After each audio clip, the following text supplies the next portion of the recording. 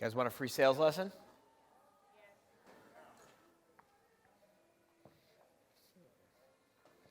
You willing to have these conversations with your clients?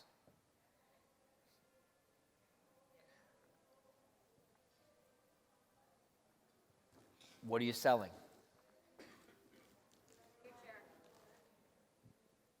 All right, people who have been with me for a while, don't answer because you better know the answer.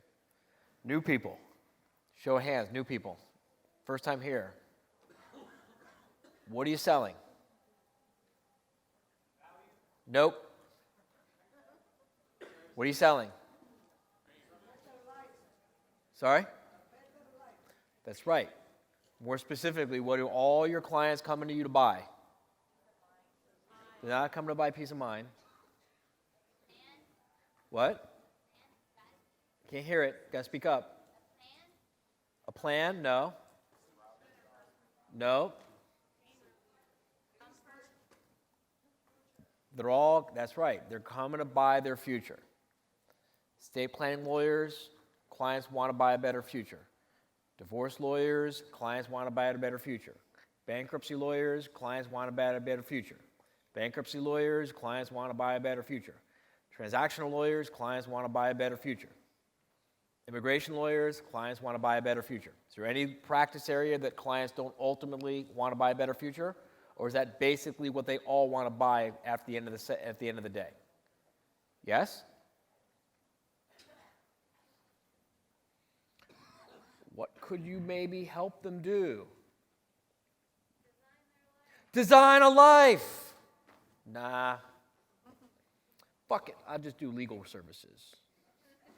I'll just relegate myself to a mere technician and compete on the same plane with all the other struggling lawyers who are price cutting each other and trading dollars for hours. Yeah, that's what I'll do. Let them design their own damn life. Why should I give them any leadership guidance or help?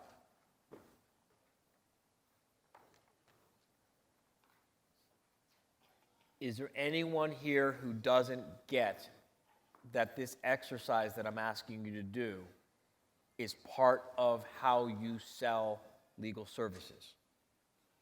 You all see the connection?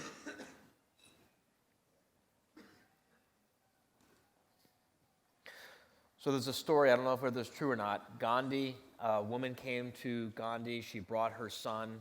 Gandhi, by the way, was a solo lawyer, if you didn't know that. He was a struggling solo lawyer before he became Gandhi. And it's true. It's true. He was a struggling solo lawyer. He was unsuccessful because he didn't learn about how to run the business of a law firm. And then because his law firm failed, he went and got a job working for the government. Totally true. Study your history. So I don't know whether this story is true, but the way the story goes, a woman comes to Gandhi and she says, Gandhi, my son eats too much sugar. Would you please tell him to stop eating so much sugar? And Gandhi said, I will be happy to help you with this. Come back in 1 month. And so the woman said, okay. And she took the son away and she traveled back to her village. And a month later, she made the trip back to see Gandhi, which was not convenient for her. And she said, Gandhi, would you now please tell my son to stop eating so much sugar? And Gandhi said, you should stop eating so much sugar. And the woman said, Gandhi, I'm a poor woman. It was very difficult for me to travel all the way here the first time. And it was even more difficult to travel all the way here the second time. Why did you make me do this? Why couldn't you just tell my son to stop eating so much sugar the first time and save myself all this and save me all of this trouble? And Gandhi said, 1 month ago, I was eating too much sugar. That's the story. That's the story. You guys don't get it?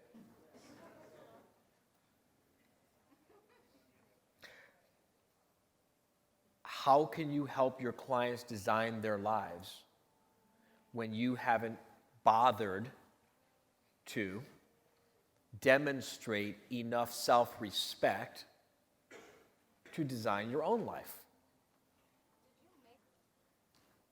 Go to the mic. If you have questions, if you want me to help you with this. Or don't. I have a question. Or Phil will just get 36 minutes of my undivided attention. Well, mine probably won't take that long to answer, and maybe the answer is more obvious than it seems to me. So when I look through these things, and I understand what I want, and I won't tolerate less than, but when I get to changes I need to make to bring my life up to the minimum standard, Right. they seem like, maybe this is the point, but it seems to me like it's kind of the same change because everything is driven, most of it is driven by how my law firm is doing. So I'm not going to have a better... Let's not talk theoretical. Just Okay. tell me the actual thing you want. What category are we talking about? I'll pick one. Okay, so my office. So I have what I'll tolerate, and I have what I want. So tell me first what you want in terms of your office. I want a larger home office area, probably I would say at least 500 to 1,000 square feet in my home, because that works for me. I want to have a dedicated space in Boulder, because I have 2 locations, a dedicated space in Boulder where I live, so for conference rooms, things like that, so clients don't have to come to my house, which they don't anyway now, but I don't want to have just like a virtual space with a conference room, and I want to have a dedicated space down in Denver, probably around 1,000 to 1,500 square feet, so that people can actually go there and not feel like we're sharing office. Okay, what are we talking about? Your home office or your not home office? Let's pick one. Okay, let's talk about the Denver office. What do you want at the Denver office? If you could snap your fingers and the Denver office was exactly what you want it to be, what would it be? Probably somewhere between 1,000 to 1,500 square feet. Between 1,000 and 1,500 square feet is like a pretty big variance. Well, I'm not entirely sure how much I need a conference room. I want at least one conference room area. How big should the conference room be? I haven't measured one out, but I would say it's going to be more than 100 square, probably 200 square feet. I'm going to go do this for you. You need to tell me what I'm going to do. You need to tell me what I'm going to do, and then when you show up, you need to not complain when I do exactly what you told me to do. Right. I will give you a real-life example. Okay. While we are sitting here, yesterday, we had a construction crew who were doing build-out on our new office. The reason I don't have to micromanage this is because I gave them specific directions. I gave them the dimensions of the wall. I drew the specifications on the blueprint for where I wanted the wall to be. I described the materials that I wanted the wall to be made out of. I told them what color I wanted the wall to be painted. I told them everything that I wanted. And when I get back, we will be able to have an objective conversation about whether they did what I needed them to do and therefore earned the money that I contracted to pay them or not. The wall will either be 30 feet long or it won't be 30 feet long. If the wall is 28 feet long, they're not getting paid because I told them it's a 30-foot wall. Right. No, and I understand that part, and I guess, right, and I haven't mapped all those things out exactly. Well, how long, how many square feet is the conference room? I get that. Okay, so can we I know I can do that. Can we at least specify we want the conference room to be a conference room that can comfortably fit 4 people, 6 people, 8 people, 12 people? How big is this conference room? That's easier for me to... Give me something to work 10 with people. here. 10 people. 10 people. Okay. Got it. Okay, and then... Round table, square table. Rectangle. Rectangle. Okay, but now we're getting somewhere. Right. Okay? Monitor, so we're large looking for a monitor on the conference wall. room Yeah. that can comfortably fit 10 people around a rectangle-shaped table. Right. Got it. Okay. So if you get back and the conference room can only fit 8 people and there's a circular table, I'm fired. Right. But if you get back and we can comfortably fit 10 people and the table is the shape of a rectangle, but I picked the wrong color table, that's on you. Yes. I agree. Okay. Okay. Now I understand what you're looking for. Okay. Which wasn't my question, but yeah. What was your question? So my question is, okay, is that I understand, right, specificity and all that kind of stuff, and I know, and what I tolerate, all that. But then when I get down to the part, changes I need to, whoops, I just messed this up. Changes I need to make to bring my life up to the minimum standard. When I look at it, it's the same answer over and over again. The driver of all this is the growth of my law firm. That's what Really? allows me to. Because the thing you need to bring your office up to minimum standard, which includes actually describing what you want the office to be in clear, objective terms that a third party, other than the person who lives inside your head, could actually understand. That's also how we bring your home up to your minimum standards, by describing your office. So what you're saying, and maybe that's the answer to the question. You're saying, what do I need to do? And maybe I misunderstood what we're supposed to be putting that, because the way I look, changes I need to make. So yes, I map out is a change of each one. Okay, So let's talk about the office. Okay. What do you want in an office?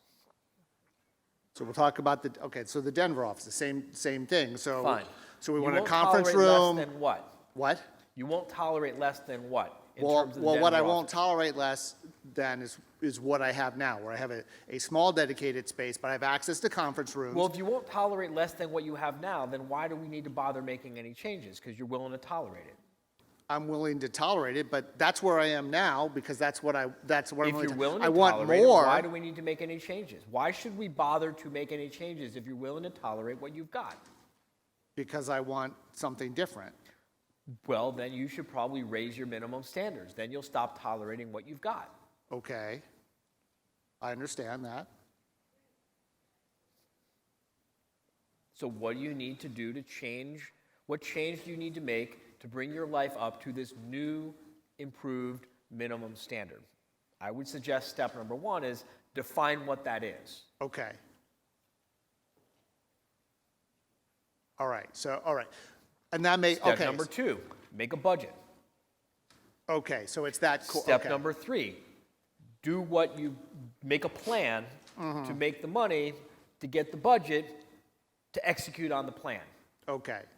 See, so kind of the things I was writing down was like, do my freaking gas calls, do my follow-ups with Maybe clients. that's part of your plan. Okay, so that's, all right, so I was getting a little too, okay, I understand now what you're saying and for that part of it. Because my point was like, well, everyone, what do I need to do? Well, every single one, if I do my gas calls, that should generate X number of additional clients and revenue. Okay, Well, so that's. hallelujah. Now you fucking get I know, it, Phil. I know. Well, I've been doing my gas calls. Because you can get all the shit if you'll just do the things you know you need to do. I know. And by the way, same goes for you and you and you and you and you and you and you and you and you and you and you. And I'm not pointing at anyone, I'm pointing at all of you. Thank you.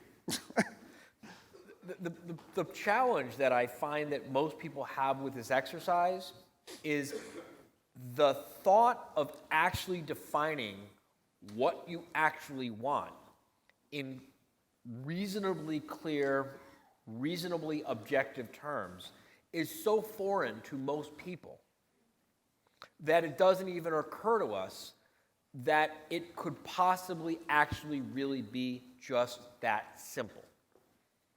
And it is. It's really just that simple. It's excruciating because once you've defined it, now you have to deal with the consequences of doing what you've got to do to make that happen, which is going to offend people, and it's going to make other people uncomfortable, and it's going to piss people off, and it's going to scare people, and it's going to cause you to have to excuse yourself from a whole bunch of codependent relationships with people who are not going to be happy about you exiting the codependent relationship because they're codependent in the codependent relationship. And the staff's not going to be happy that you finally have to hold them accountable and they don't get the free ride that they used to get. And the clients that you were working for free for aren't going to be happy that you now actually say, you need to pay me. But this is really simple. Building $1 million law firm, I promise you, every single one of you who has a $100,000, $200,000, $300,000, $400,000, $500,000, $600,000, $700,000 law firm, every one of you could walk out of here with $1 million law firm today.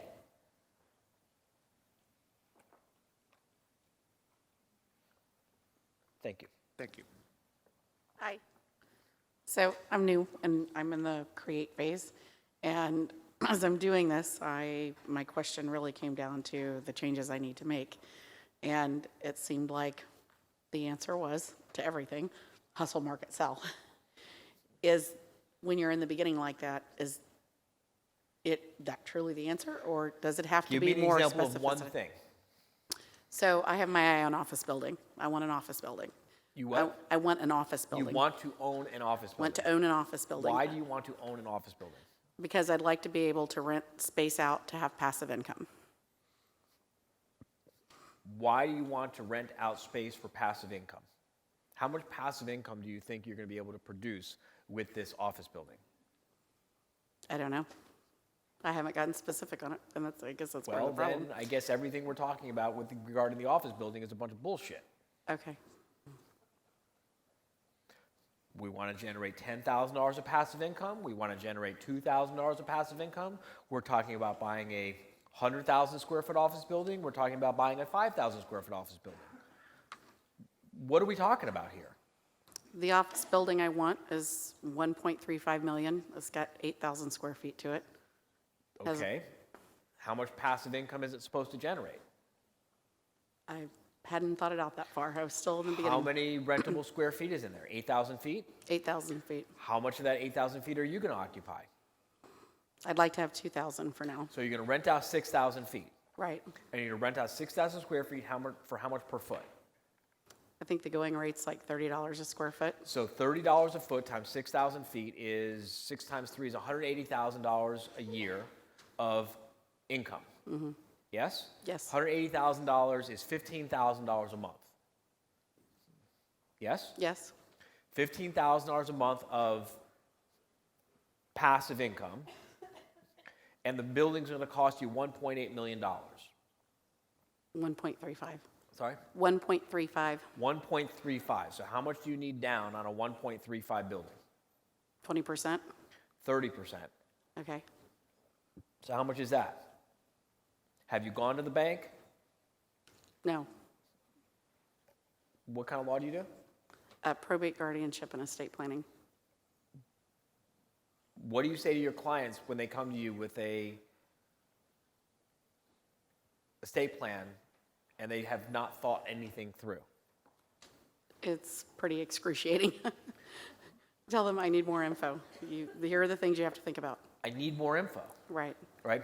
You have not demonstrated a level of definiteness of purpose that will allow anyone who knows what they're talking about to take this plan seriously. Okay. And I'm not saying this to be a jerk. I'm just saying you have not demonstrated enough definiteness of purpose, because if you were serious, number one, you would know that you need 30% down. You'd know exactly how much square foot you're going to use and how much square foot you're going to rent. You know you're going to rent it out for $30 a foot. You know that the $1.3 million building is going to cost you, let's just call it 1.2 because I can't do the math, $400,000 down. Do you have $400,000 to put down? No. Well, then why are we talking about this? Well, I thought these were goals, things that we wanted to do. Yes, and I would like to fly private, and that's my goal, but my minimum standard is to fly first class. So we can either sit around and like smell our farts and talk about our goals, or we can get serious about creating some standards that we have to live with starting tomorrow. Because until you got $400,000 cash on hand, let's not waste our time talking about this goal. Meanwhile, let's talk about your minimum standards. See, now it brings it much more close to home. Now it's much more urgent.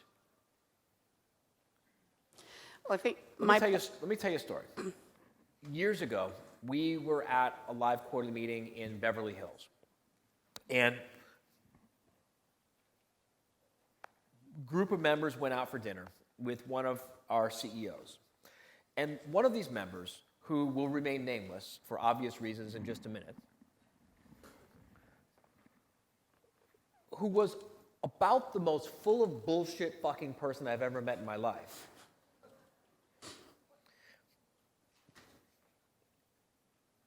They're at dinner, and she's talking about these really amazing plans for these extravagant gifts she's going to buy for her clients for Christmas and her referral sources, and she's going to buy, Cuban cigars for this one, and she's going to buy, a fancy watch for the other one, and she's going to buy, all this fancy stuff for all these referral sources, which is like, that's really amazing. These people must be like amazing referral sources. This is a great idea. Except the problem is she's fucking dead broke. Why is she dead broke? Because she's got like $300,000 in accounts receivables that she won't pick up the phone and call and collect. She doesn't want to talk about picking up the fucking phone and getting her $300,000. What she wants to do is engage in mental masturbation about these extravagant gifts she's never going to be able to afford to buy for people who may someday actually refer business to her. How can I take a person like that seriously? How can anyone take a person like that seriously? You understand what I'm saying? Yes. So yeah, this is great. You'd like to have this $1.3 million building. That's wonderful. You should definitely make a plan to buy a $1.3 million building. You should, for real. You should do that. You should do your homework. You should go meet with some lenders. You should get a mortgage broker. You should meet with a realtor. You should study the local market. You should understand the operating costs on a building like that. You should really do your homework so you actually have a real plan for what it costs to run a $1.3 million building and set that as your goal. And meanwhile, while you're busy figuring out how to get your hands on $400,000 of working capital to buy the $1.3 million building, you shouldn't fall below this minimum standard.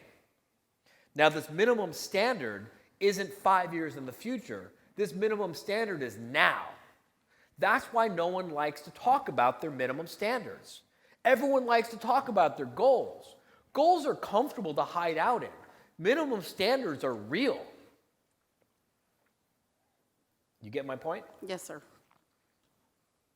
Thank you.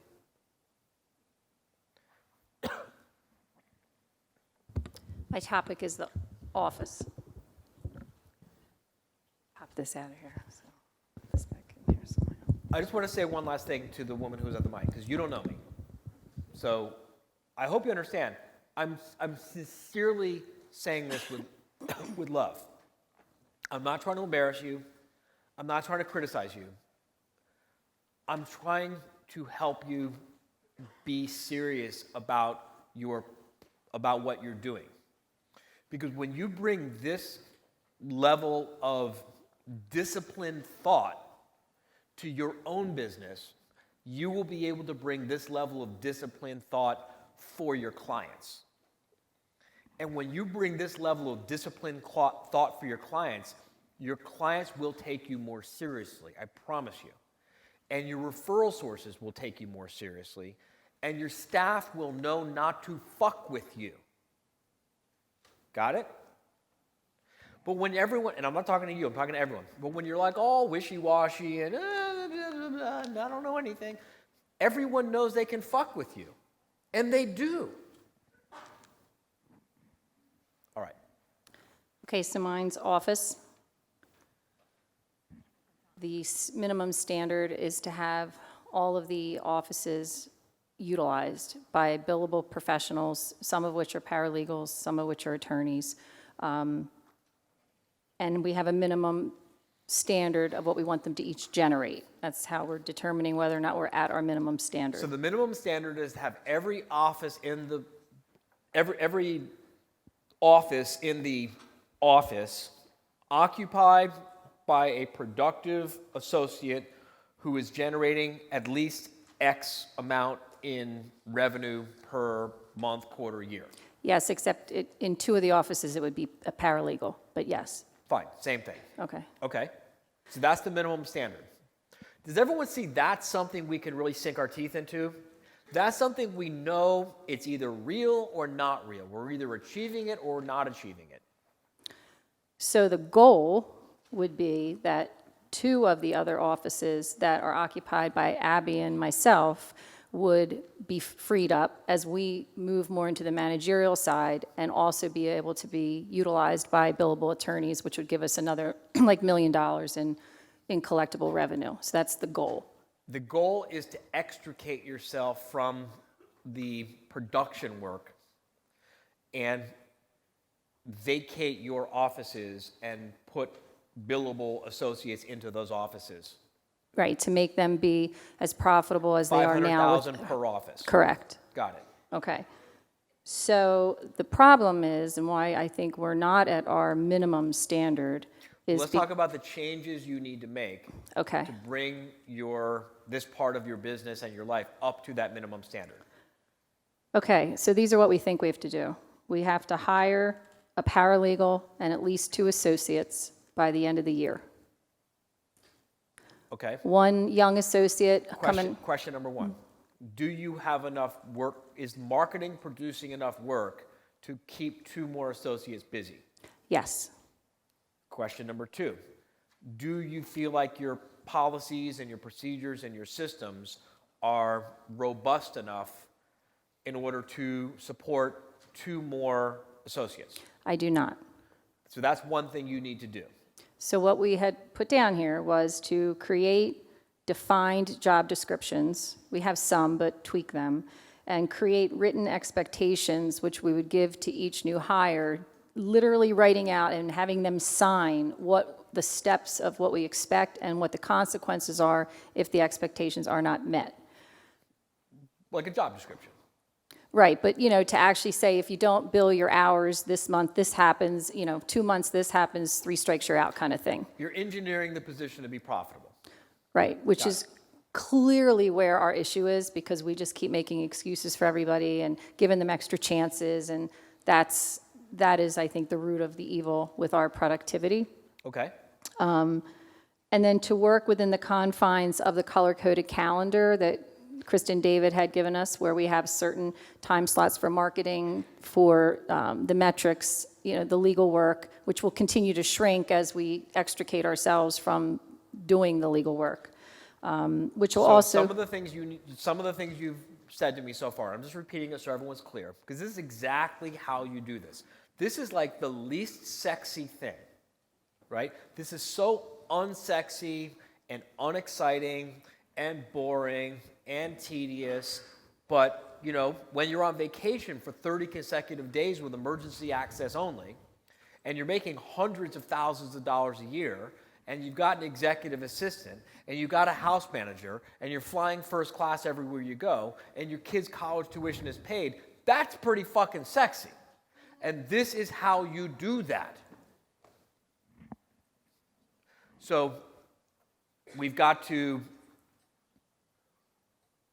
make better job descriptions. We have to find better people, I think. Well, first you got to make better job descriptions. Right. You got to engineer the positions to be more profitable. You got to put better key performance indicators. You got to put clear key performance indicators in place. Yeah? Yes. You got to get some practice holding the existing staff to standards so that you can trust yourself to do it with more staff, because if you won't do it with the existing staff, you're not going to do it with new staff, right? 100%. You got to replace anyone on the current staff who won't get on board with the new way of doing things so they don't infect the new staff, Yes. right? Right. So is that what this is what you're saying, like when you say that, the minimum standard, like we're not there, but that's the minimum we're going to be willing to accept? Is your minimum standard to have those 2 offices filled with another $1 million of revenue producers? Or is your minimum standard to stay where you're at and the 2 extra offices with another $1 million of revenue producers is merely a goal that we'll look at in the distant future? Oh, no, we want to have an additional $1 million of revenue and then So that's your minimum standard. get another building. So that's going to be your minimum Okay. standard. So it's not the goal to get Abby and I out. Maybe your minimum standard and your goal is Kind of the thing. same thing. Is that okay, though? See, as soon as you make your should into a must, to use the Tony Robbins quote, everything changes. As soon as you make your goal and your minimum standard the same thing, things start getting real. When your minimum standard is down here and your goal is up here, you don't ever have to make any changes because the goal is just some distant thing in the future that maybe one day you'll get to, maybe one day you won't get to, and you can make a whole bunch of comfy excuses for why it's not here yet. Meanwhile, our minimum standard is down here. When you bring your minimum standard up and it matches your goal, things start to get real in a hurry. And I'm telling you, every one of you can walk out of here with $1 million firm. Of course, you would be happy about that. No, You need a $3 million firm to be happy. 5. 5, because their firm's already doing 1.9. So if they walked out of the $1 million firm, they'd be like, that's a problem. You get my point. Every one I of you do. can walk out of here with a firm that's, 50% more than what it is right now. Every one of you. You just have to be willing to do what's got to get done. And we are taking the staffing workshop, by the way, Good. because it's pretty clear we need that. So we're signed up for that. Good. All right? RJon, Yes? we have housekeeping announcements that I need from you. Say again? I need you to do some housekeeping announcements before we keep going. Okay. Don't go anywhere. If you got more questions, go to the mic, but I got to do some housekeeping announcements.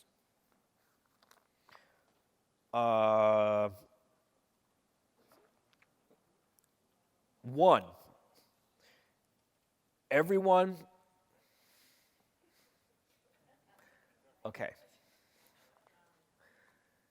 Everyone who we invited to lunch, if your revenues last year, if the revenues of your firm last year were at least $1 million, if your revenues were at least $250,000 in the first quarter of this year, that's the cutoff.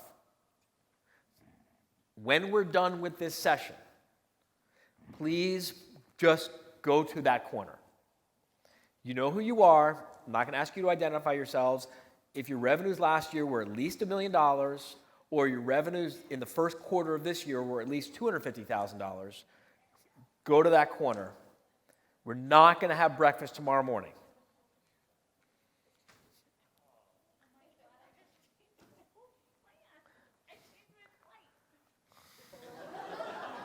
Listen, it's a clusterfuck. I already said it was a clusterfuck. We're going to be there in the corner, okay? Thank you. Housekeeping announcement number 1. Hopefully the rest will be easier. Housekeeping announcement number 2. The unplugged session will be at 9 p.m. tonight. Come back to this room at 9 p.m. tonight. At 9 p.m. Okay? You don't need to bring a workbook with you. For those of you who are new, don't bring a computer with you.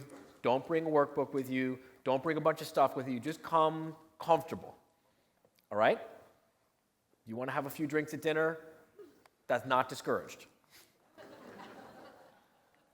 Unless you have a problem with drinking, in which case, don't do that. That's very discouraged.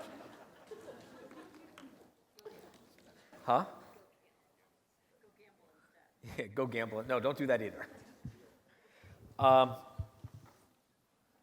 3, Profit First Alpha class. Profit First Alpha class. Profit First for Lawyers Alpha class. Profit First for Lawyers Beta class. Christopher Anderson. Profit First for Lawyer Beta class. Okay. People who want to learn more about being a Profit First certified lawyer. Profit First certified lawyer. You want to learn more about being a Profit First certified lawyer. Okay. Can we just get the Alpha class to give like a shout out? Was it awesome? Okay. If you want to learn more about becoming a Profit First certified lawyer, the Alpha class that just graduated and are now Profit First certified lawyers, and they're already beginning to make a lot of money doing that, and the Profit First certified lawyer beta class who are about to go through the training, they will be having, and this is why we couldn't have breakfast tomorrow morning, they will be having breakfast tomorrow morning eating the eggs and bacon that was going to be given to you. If you want to learn more about that, meet Christopher Anderson. Oh yeah, good. In the back, Christopher Anderson in the back, and he'll talk to you about becoming a Profit First certified lawyer. Okay.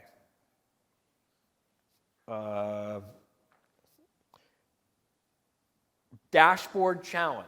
Was the dashboard challenge awesome?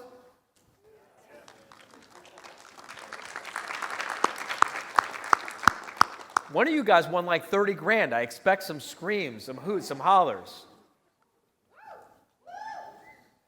All right. Over dinner, find your new teams.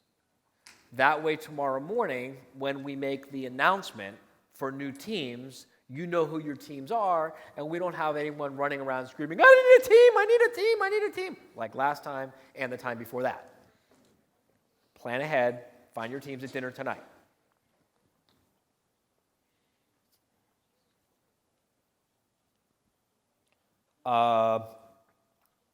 VIP day. Who's done a VIP day? Pretty good? All right, we've got 2 spots open for a VIP day.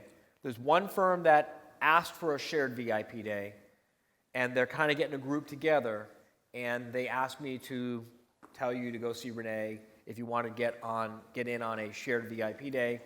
If we don't get the 4 firms together, we're not doing a shared VIP day, so they're like trying to get you together, go see Renee. VIP day, Profit First, Unplugged, $1 Million Meeting, find teams for contest, housekeeping, complete? Complete. Okay. Me? This is a little unrelated, but at the mastermind that I just completed, you gave a brilliant 10-minute synopsis on why not to own your own building, and I've talked to a lot of attorneys who think that that's a great idea, and you took 10 minutes and explained it and changed the whole perception of why that was not brilliant. And so I was just hoping at some point during the weekend you could take 10 minutes and explain why not owning your building is a better business decision. Why not owning your building at a certain stage in the growth of your law firm There you go. is yes. a bad business decision. Yes. And at a different stage in the growth of your law firm, it's a really great business decision. The problem is that, and I'm not going to do the whole thing right now, but just globally speaking, the problem is you get people who are well-meaning. They're your friends. They care about you. They want to give you great advice about marketing. They want to give you great advice about sales. They want to give you great advice about staffing. And they are giving you this advice, but the problem is they're giving you the advice without first taking the time to understand enough about your situation to know if the advice is appropriate given where you are now in your business.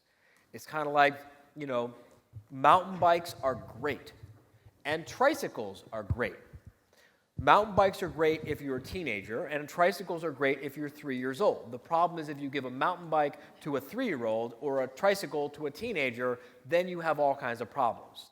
And this is like a big problem that you see with a lot of law firms, is you've got people with a $250,000 firm trying to choke down an idea that makes a lot of sense for a $1 million firm, and it chokes them to death. So the time to be buying a building is probably not while you're trying to get your law firm off the ground working for you. When you can take 30 consecutive days away from your office to manage your building, then that's probably a good idea to start thinking about buying a building. And there's a whole bunch of tax consequences, and if you want to come, I think we got like 1 or 2 spots for the tax workshop. If you want to save a lot of money on taxes, you can learn more about that too. John. So I want to follow up on a couple of people that have been at the mic have talked about staff. And one of the things you said was you got to get rid of the ones that no longer have a free ride. I think it's the ones you haven't held accountable. Now you want to hold them accountable and they don't want to come along. Okay, I want to just be explicitly clear because there's a bunch of people who are going to hear the parts of that they like. Okay. Right? What a bunch of people just heard, and I know this is not what you said, but I promise you this is what they heard. Okay. And by the way, if you're listening to this and you're like, yes, that's exactly what he just said, then we're speaking to you. This is what they just heard, John. What they heard was, RJon said anyone who isn't doing what I need them to do, they got to go. And that is not what I said, and it's not what you said. But that's what they heard, because that excuses them from having to grow up and have a grown-up conversation with another adult about how they function in a business setting. What you did say, which is what they didn't hear, and some of them still aren't hearing this, is you create your minimum standards, you communicate your minimum standards to your staff, you put training systems in place to train them up to those minimum standards, then you hold them accountable for these minimum standards with feedback and coaching and management. And if they're not growing and making progress towards your minimum standards, based on your monthly performance reviews with them, then you say to them, we're going to give you another chance, 2 chances, 3 chances, then you've got to go. But they didn't hear that part.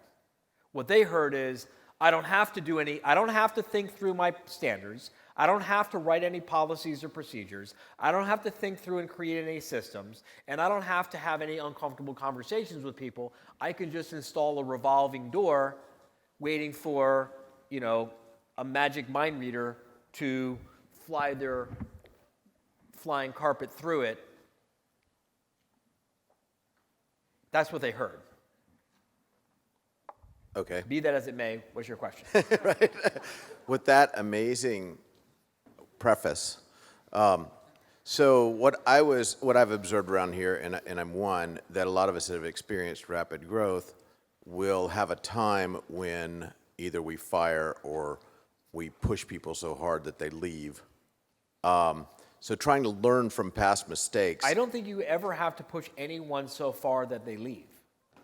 I think that is never necessary. Because I should have fired him first.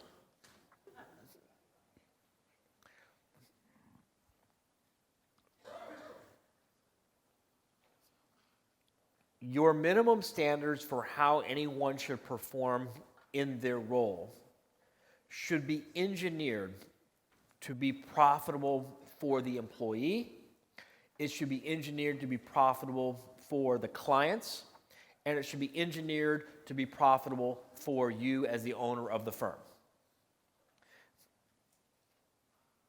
In order to be profitable for the employee in order to be profitable for the employee, the standards have to be realistic and reasonable.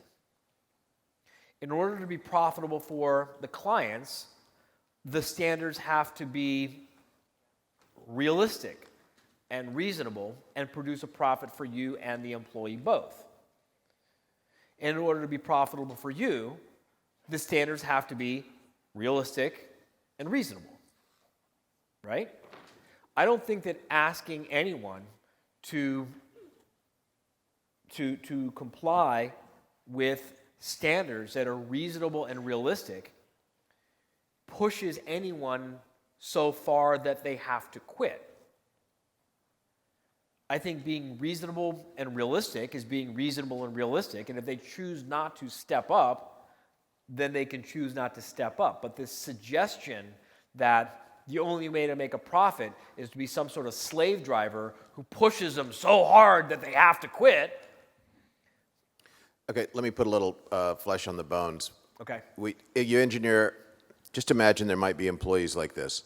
You engineer a position and it is profitable, but there's headroom for a lot more, and they're not fully occupied. Okay, they're not fully engaged. As the firm grows, you know that you've got room for growth in the firm, and you need them to work up to their full capacity. But they might get real happy at that lower level. Maybe we were paying them too much so that they're too happy without more incentive built in. But as it grew, what I found was they didn't want to come along for the growth and become fully occupied with positive attitudes. One of my mentors, a guy named Dan Sullivan, brilliant guy. Dan's about 75 years old. And Dan said, he was telling a similar story to what you're talking about.